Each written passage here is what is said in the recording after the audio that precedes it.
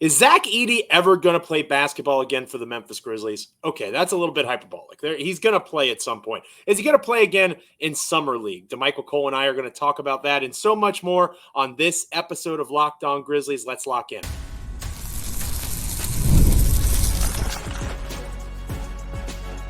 You are Locked On Grizzlies, your daily Memphis Grizzlies podcast, part of the Locked On Podcast Network, your team every day.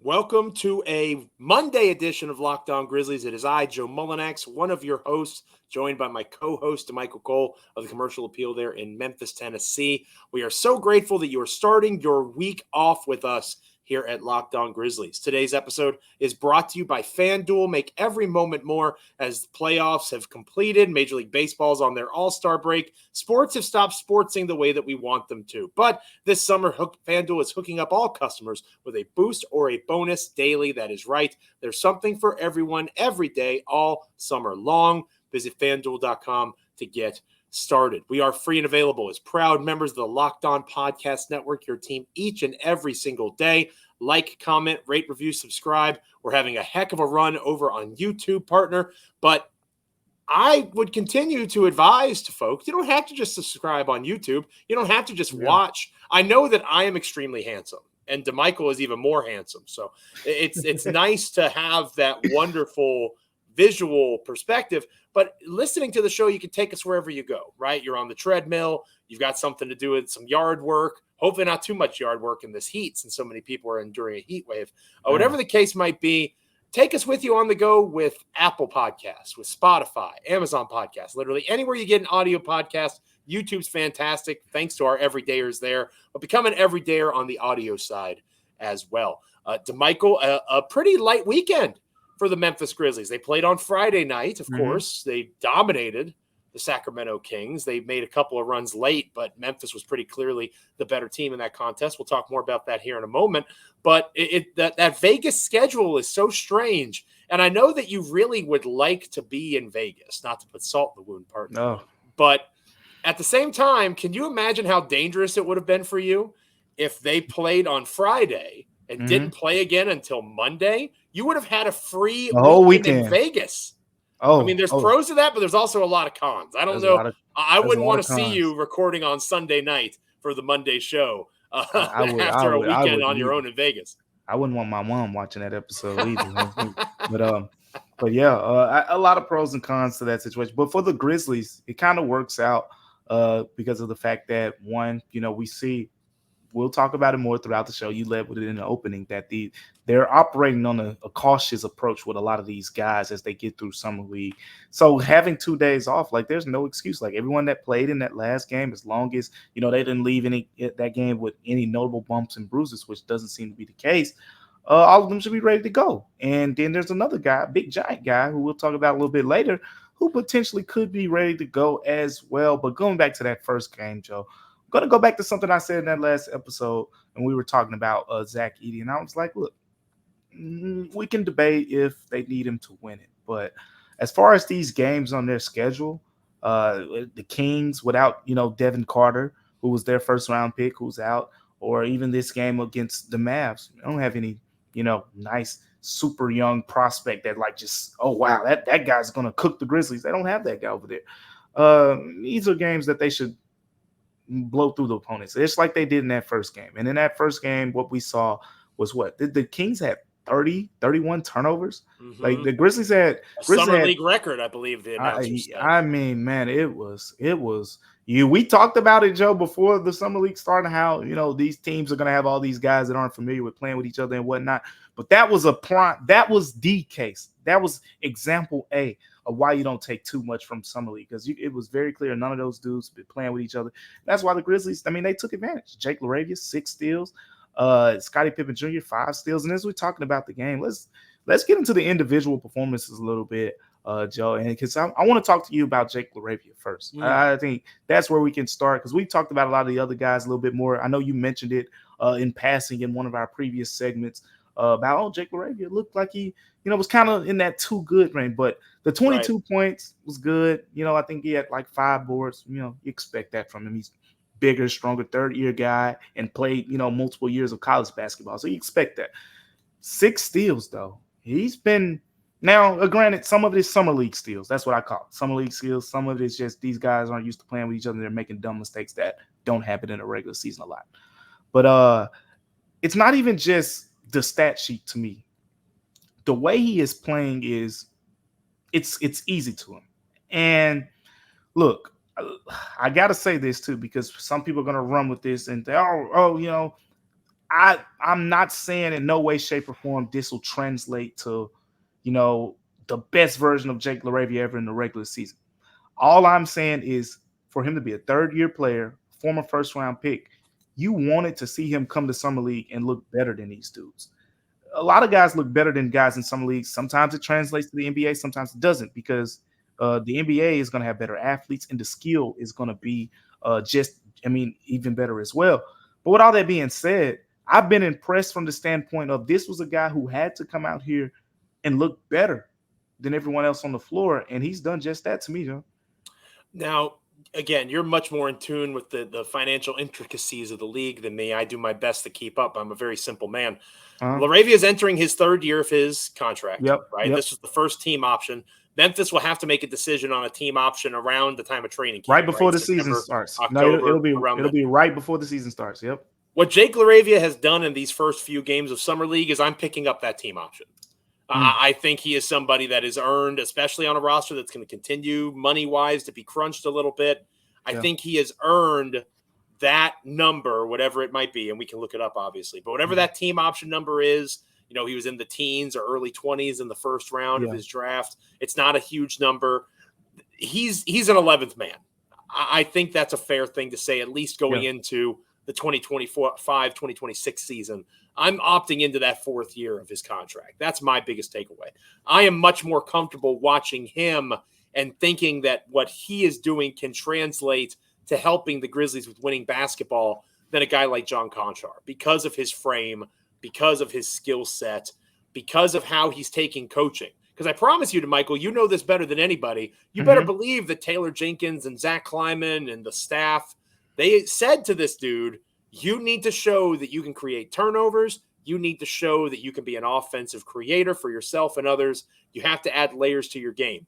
And at this level, when you're trying to find important role, end of bench rotation guys, you want somebody that is coachable and is willing to do the job you're asking them to do.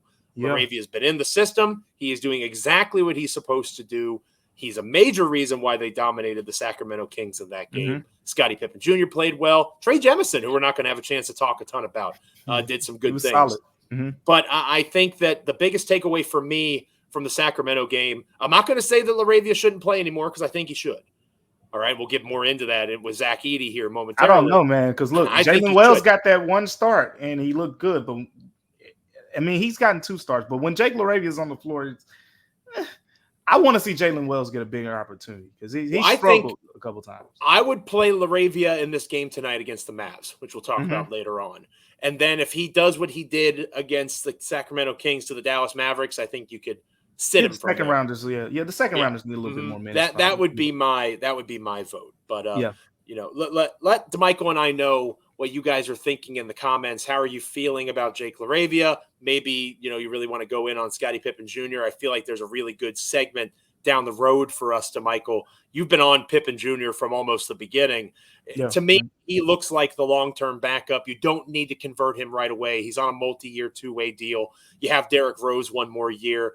Rose's contract expires. Pippen slides into that spot. That feels pretty natural to me. Yep. So I think they have a long-term plan there, which is nice. Whether it's Scottie Pippen Jr., maybe you want to give Trey Jemison some love. Let us know in the comments how you're feeling about that Memphis dominant victory over the Sacramento Kings. When we come back here on Locked On Grizzlies, we will be talking about a large Canadian man by way of Purdue University, very conspicuous by his absence. Is Zach Edey going to play again in the Summer League? We'll talk about that next here on Locked On Grizzlies. But first, this episode of Locked On Grizzlies is brought to you by FanDuel. I love sports. I'm sure you love sports. I know Damichael loves sports. I love them so much that I never want them to stop. but the playoffs are over for all the major sports. We are literally on the all-star break. I think that we're coming up. I think it's the Wednesday of this week is the slowest sports day on the calendar every year, where there's none of the 4 major leagues. Again, the WNBA is at its peak and all that sort of stuff. But this is one of the slowest times of the year for sports. We get fewer games. FanDuel lets me keep the sports going whenever I want. All I have to do is open the app, dream up bets anytime I'm in the mood. This summer, FanDuel is hooking up all customers with a boost or a bonus daily. That is right. There's something for everyone every day, all summer long. Head to FanDuel.com right now. Start making the most of your summer, even as the games slow down, with FanDuel, an official sports betting partner of Major League Baseball. When we come back here on Locked On Grizzlies, what to expect from Zach Edey, if anything, the remainder of Summer League. Stick around. Welcome back to Locked On Grizzlies. I am Joe Mullinax, joined by Damichael Cole, my co-host. Happy to have him, as always, from the Commercial Appeal there in Memphis, Tennessee. I've been covering the Grizzlies since 2013-ish, 2012. It's hard to keep count anymore. But the point is, between the two of us, I think you'll be hard-pressed to find a podcasting duo with more combined experience, access to the team. In the case of Damichael, you've come to the right place in Locked On Grizzlies, and we really appreciate you being with us. That's not to poo-poo on any other content that's out there. There's lots of folks that do terrific work, but hopefully Locked On Grizzlies is your first choice each and every day as an everydayer, whether it's audio or video on YouTube. Damichael, I'm going to go on a quick tangent, okay? And I'm going to sound like an ignorant fanboy, but that's kind of our vibe, right? You're the actual journalist, and I'm the fanboy. I play in an old man basketball pickup game, okay? Shout out to the Old Man Basketball League. And on Friday, you would have been proud of me, Damichael. We played 5 full-court 5-on-5 games, and I played every game. Like You're getting up and down, Joe. For a 37-year-old fat guy, I'm doing all right. So sounds good. At the end of the 5th game, we played a best-of-5 series. My team won, of course. We played a best-of-5 series, and one of our teammates, or one of our guys we were playing with, rolls his ankle bad. Like, we heard it pop, all right? And he, it wasn't, like, broken. Yeah, I've been around enough injuries where you can kind of see that at that point. Yeah. Knew it wasn't broken, but you heard the pop of a good sprained ankle. Walks it off for about 5 minutes. We literally had, like, 5 minutes left in the game. Dude sucked it up as best he could. He finished the game. Why am I telling you this story in an ignorant way, comparing it to a professional athlete?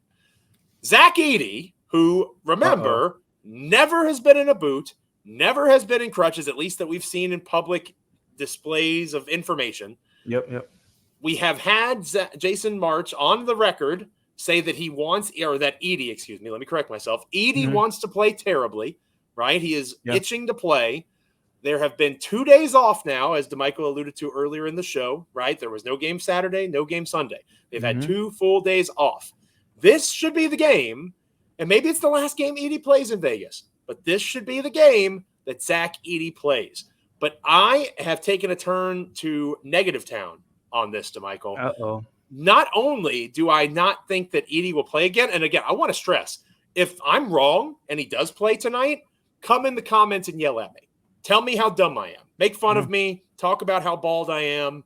It's one of those situations, right? You'll be happy to be wrong. I'll be happy to be wrong in this person. I want him to play. Not only do I not think he will play, I think at this point he should have played for Team Canada in the Olympics. Because then at least he would have actually competed. Even if he didn't start, right? Team Canada is probably the best they've ever been.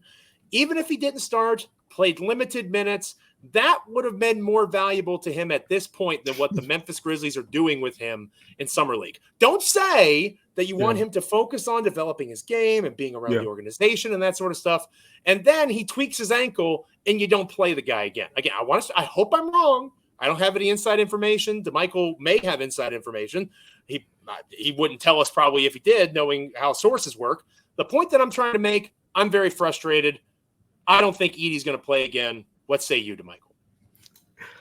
Well, I don't think you're too far off base with the idea that if they're not going to use him here, then he should have just been playing with Team Canada. Because I do think that playing in the FIBA tournament, in the Olympics, I mean, not FIBA tournament, in the Olympics, because he played in FIBA last year, but that would have been a great opportunity for him. And who knows what his role would have been. I mean, maybe he doesn't start, but at the end of the day, he got Dwight Powell in front of him. So, I mean, he gets some minutes at least. Like, he'd get some minutes on that team. So, Yeah, I agree from that standpoint, but at the same time, I do think he'll play again. Um, Not inside information, just gut feeling based on at this point. They're just being very cautionary with the ankle.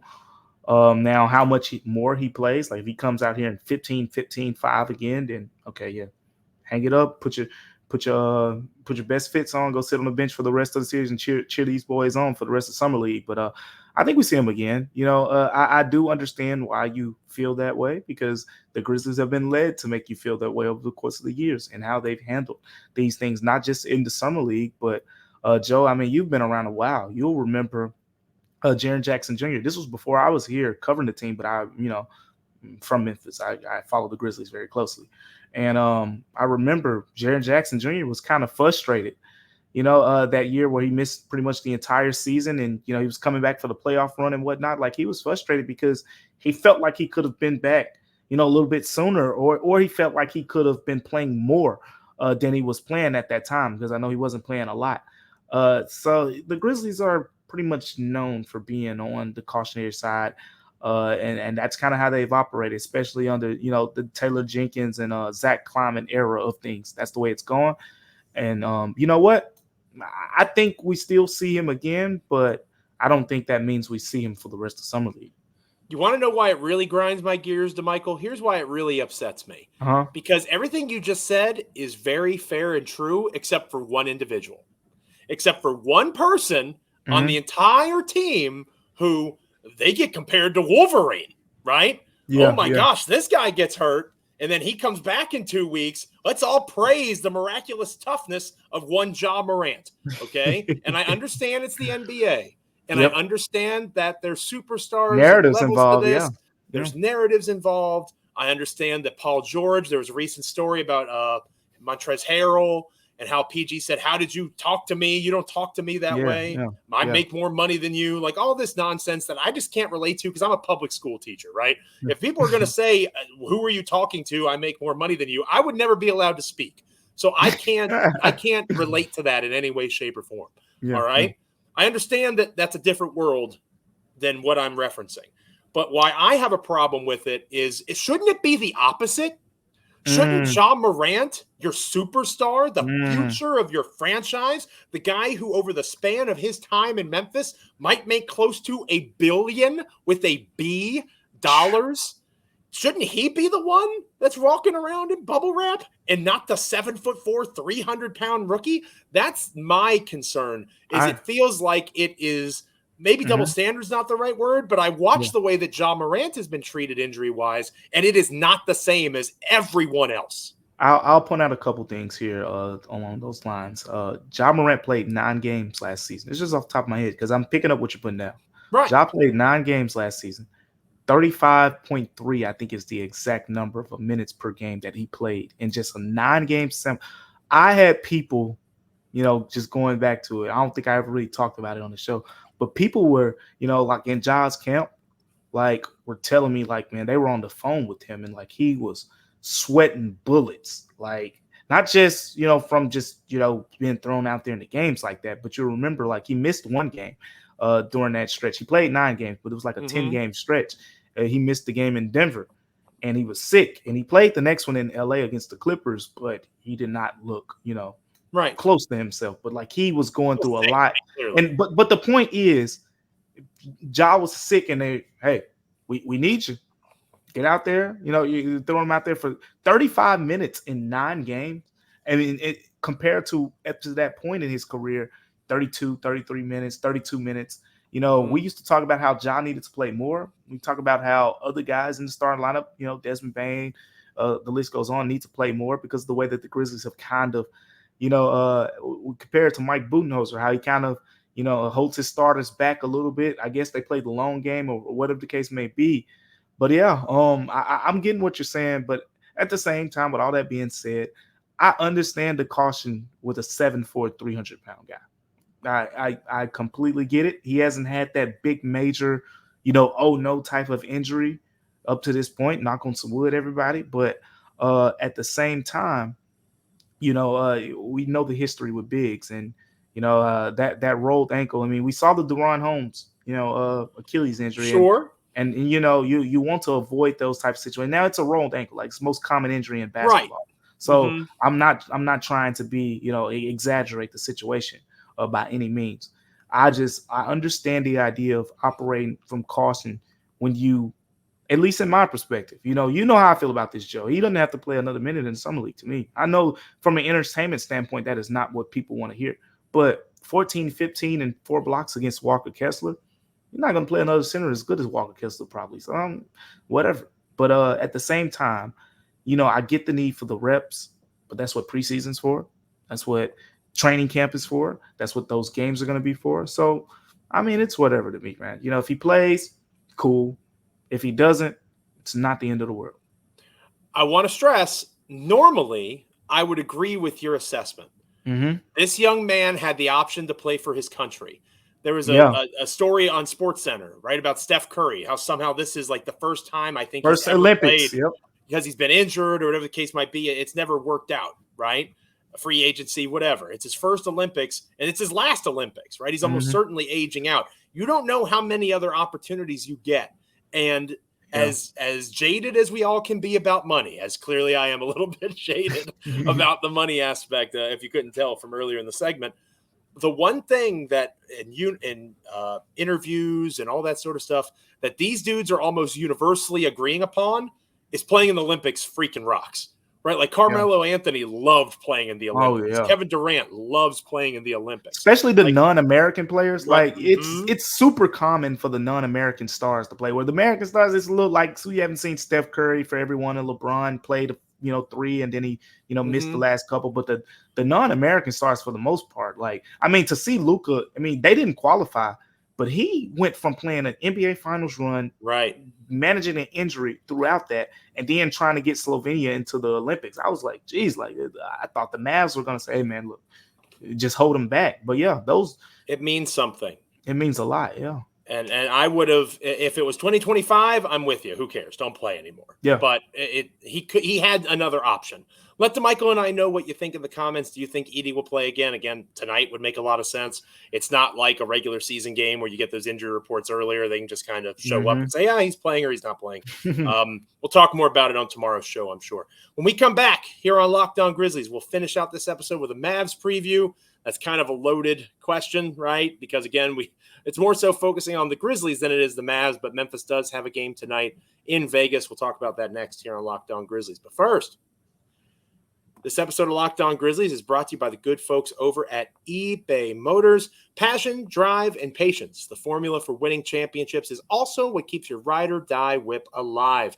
eBay Motors has everything you need to maintain your vehicle and level it up to peak performance. Superchargers, roof racks, exhaust kits, LED headlights, and so much more. Whether it's speed, power, or style that you are into, eBay Motors has you covered. With over 122 million parts for your number one car, you will always find exactly what you're looking for. With the eBay Guaranteed Fit, your part is guaranteed to fit your ride each and every time, or your money back. With eBay Motors, you're burning rubber, not cash. With all the parts you need at the prices you want, it is easy to make your car the MVP and bring home huge wins. Keep your ride or die whip alive at ebaymotors.com. Eligible items only. Exclusions apply. eBay Guaranteed Fit only available to United States customers. We come back here on Locked On Grizzlies. We're previewing the Mavericks game, kind of. Stick around. Welcome back to Locked On Grizzlies. I am Joe Mullinax, closing out this Monday edition of the podcast with Damichael Cole. He is the Memphis Grizzlies beat writer for the Commercial Appeal there in Memphis, Tennessee. Make sure you're following him on X at Damichael C. Make sure you're following me on X at Joe Mullinax. And make sure after Locked On Grizzlies, you're making your second listen or view of the day, the Locked On Sports Today streaming service over on YouTube. You could also check it out on Amazon Fire and the free TV channels app. Locked On Sports Today has all the great content from so many wonderful, similar to Locked On Grizzlies shows. Locked On NBA, Locked On NHL, NFL, college sports, all sorts of different programming that you can check out on a 24/7 streaming structure, especially on YouTube. Check out Locked On Sports Today. You're not going to get screamed at like you might over at Fox Sports or ESPN. Damichael, we'll get out of here on this. Going into our Tuesday edition of the show, I'll be doing that solo, talking about the game against the Mavericks, maybe going on another tangent about Zach Edey, who knows. But I I do think that this is an interesting game for the exact reason that you alluded to earlier in the show, partner. When you look at the Dallas Mavericks roster, and again, I'm not going to go down it, they are not as deep as this Memphis Grizzlies Summer League team, and the continuity factor is a real thing. Like the sins of March and April, right? All the negativity, all the 33, 34, however many dudes it was that had to play. These guys have been together for several months now in some cases. That is not the case for most Summer League teams. This is a unique situation in Memphis that, as little as Summer League means, it is a real opportunity for the Grizzlies to do things like force 30 turnovers. If they did something similar against Dallas, I would not be surprised. Yeah, I mean, this is another game where the Grizzlies on paper just look much better than the opponent. And the Grizzlies just have this good combination of, one, they had multiple picks in this last draft. So you got two guys. Cam Spencer has not even been one of the surprise players on the Grizzlies. He's been one of the surprise, standouts of Summer League so far. Like, if you combine the Salt Lake City run with this run, you talk about a guy who's scoring the basketball well, but not even just scoring. It's been the rebounding, the hustle plays and whatnot. It's been the secondary playmaking. I think he's averaging around 4 assists per game in that stretch. And, the three-point shot has been as advertised. So it's the quality in the draft picks. It's the quality in a guy like Scottie Pippen Jr., who, like Jake LaRavia, it gets lost because he spent the first couple years a lot in the G League. Scottie Pippen Jr. is a third-year guy. So, like Jake LaRavia, you could say that he's another guy who should be playing like, hey, I'm too good for this. And in a way, that's kind of what he's been given, because even though he hasn't technically had the NBA success or whatever, go look at Scottie Pippen Jr.'s G League numbers. He puts them up. He puts the points up, and he did that his rookie year with the South Bay Lakers, and he did it the second year with the South Bay Lakers before he ended up on the Memphis Grizzlies, where he also put up some decent numbers as well. So, again, on paper, Grizzlies just look much better than their opponent. I said it earlier in the show, Joe, but I'm looking for Jake LaRavia to wrap it up at this game. Go out here, go do your thing. Solid 18 points. Give me some good efficiency. Play great defense. All right, Jalen Wells, Cam Spencer. Now you're about to get 30 minutes. Jake LaRavia is going to clear the way for that to happen. But that's kind of where I'm at this point. Jake LaRavia, separator game. Let's call it that. Jalen Wells has a lot to show. And he does. Don't need it's Summer League. Again, I want to stress that. Me getting angry about Zach Edey, that has more to do with the Team Canada aspect. It's Summer League. So I'm old enough to remember Josh Selby. I'm not going to get burned again, that sort of thing. I think that the reality for Wells is that how he performs in Summer League, how he does in preseason, how much time is he going to spend with the big club, and how much time is there going to be a press release or an announcement from Grizzlies PR on X talking about Jalen Wells has been assigned to the Memphis Hustle? Yeah. Right? How much of that is going to occur in his first rookie season? That is what's kind of being determined, because LaRavia looks ahead of him right now, and it doesn't seem likely, at least to me, that he's going to make up that ground in a year, right? Now he's competing with Zaire Williams. Now he's competing with John Conchard. Now he's competing with other guys at the end of that bench. And the further down the bench you go, the more likely it is that you go hang out in South Haven with Cam and Trey Jemison, and to a lesser extent, Scottie Pippen, right? Scottie Pippen Jr. So I do want to see how Wells does, not just tonight, but for the remainder of Summer League. Because even when LaRavia gets shut down, which I think will probably happen after this game, even when that happens, how does he respond over the next several days? That matters a lot in terms of his mental makeup, how he takes to it. We've seen good, right? The game winner, obviously. We've seen positive. We've also seen some slippage. How does that all kind of mix and mingle? I'm interested in seeing, and that continues tonight. Yeah, that's a great point. With Jalen Wells, you got that one game where it was a standout game for him, but it goes back to my point, Joe. I always go back to this. As cool as it was to see the way those things played out in that game, we talked about it.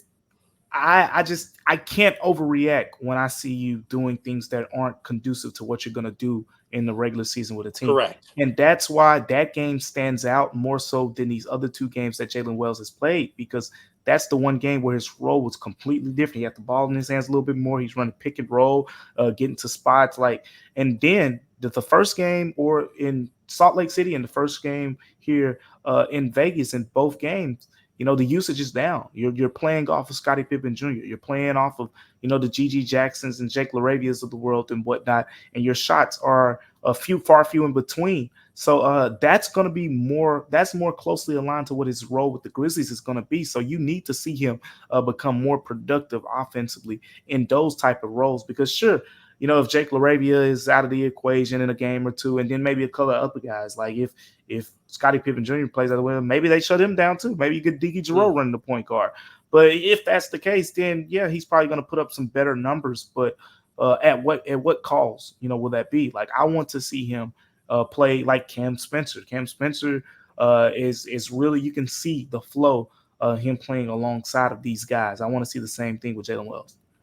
Absolutely. I think that's a great point. Let Damichael and I know, who do you want to see? What do you want to see tonight? Maybe the remainder of Summer League, because it comes and goes pretty quickly, right? Just you blink and the week is over. And if you're not one of those top 4 or so teams, you're not moving on into the playoffs, and that's it. Summer League comes and goes. It's just probably for the best, considering it's in Las Vegas. Get out of there. Yeah, get in and get out. Get in and get out. While you're still able to pay your mortgage or your student loan debt, whatever the case might be. On Tuesday's edition of Locked On Grizzlies, I mentioned it earlier, I'll be flying solo. Damichael will get a well-deserved breather. We'll be talking Grizzlies Mavs. We'll be looking ahead, maybe looking around the association a little bit. I think I mentioned, partner, the guy that I was most interested in watching was Reed Shepherd, and he's cooking things right now. He's got the Trae Young and Ja Morant seal of approval on social media. Yeah, he looks like one of my favorite players growing up, looking like a little Steve Nash with a bigger green light. But it's very early. It's Summer League. I'm not going to do too much. It's Summer League. But I tell you what, though, it looks like Kentucky guard struck again. I mean, at this point, that's the safest draft bet. Like, go get one of those Kentucky guards, and you'll be just fine, man. As long as they're not playing against the Oakland Grizzlies, right? I'm going to hold on to that. As long as the Jack. I always mispronounce his last name. Golke. Thank you. As long as he doesn't make 9 threes on your head, Reed Shepherd looks like he might be a future all NBA player. So we'll be talking about all sorts of fun things on Tuesday. Make sure you're with us. Make sure you're making Locked On NBA, Locked On Sports Today your next listen. Thank you so much for making us your first listen or first watch each and every time that an episode drops here on Locked On Grizzlies. We appreciate our everydayers over on YouTube, but especially on Apple, Spotify, Amazon. Take us with you wherever you go, wherever you get podcasts. Damichael and I appreciate it. The Locked On Podcast Network appreciates it. We're trying to build a really strong show, and as we continue that process, please provide feedback, like, comment, rate, review, and again, most importantly, subscribe. For Damichael, I'm Joe. Enjoy the game tonight. We will talk all about it and then some tomorrow. Apple, Spotify, Amazon, wherever you get podcasts, check out Locked On Grizzlies. We'll catch you next time. Until then, have a great rest of your day. See ya.